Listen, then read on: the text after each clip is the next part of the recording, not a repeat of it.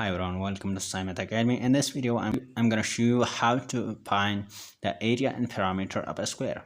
For example, find the area and perimeter of a square with of length 4 meter. This is a square of each side's length of 4 meter. Right, so we have to find the area and perimeter of the square. So the area of the square is equal to L square. So L is equal to 4 meter. So area of the square will be equal to 4 meter whole square, which is equal to 16 meter square. And the perimeter is equal to 4L, and L is equal to 4 meter. So the perimeter is equal to 4 times 4 meter, which is equal to 16 meter. Right, so the area of the square is equal to 16 meter square, and the perimeter is equal to 16 meter.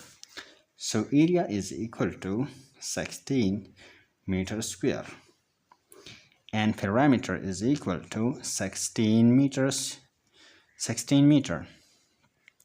The area is equal to 16 meter square, and the perimeter is equal to 16 meter.